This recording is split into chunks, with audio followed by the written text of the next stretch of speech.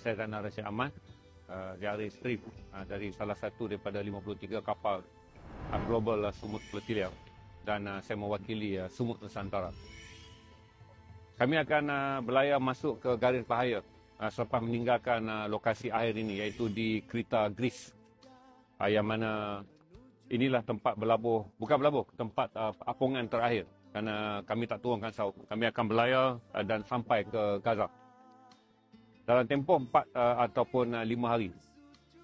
Di sini perhentian adalah bagi membolehkan semua orang membuat pilihan yang terakhir, sama ada meneruskan perjalanan ataupun dihantar pulang melalui Greece sekiranya beberapa perkembangan terkini menimbulkan rasa gementar.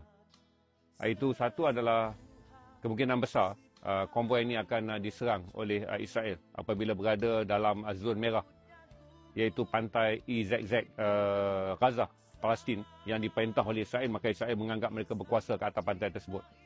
Syukur Alhamdulillah, semua konvoi, semua rakyat Malaysia, 34 orang yang berada dalam konvoi Global Sumut Flotilla telah mengambil keputusan untuk meneruskan pelayaran walaupun Israel mengancam apabila sampai di zon merah dan tiada lagi perlindungan daripada kapal perang Spanyol dan juga Itali, berarti kami terdedah pada ancaman. Tapi itu perkara biasa, kita telah menyedarinya sejak berada di Malaysia.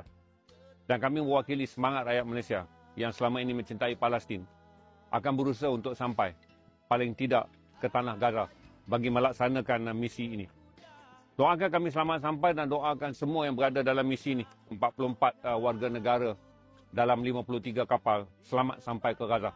Dan doakan juga bahawa kalau apapun yang terjadi, ini adalah usaha yang dapat kami lakukan untuk Palestin.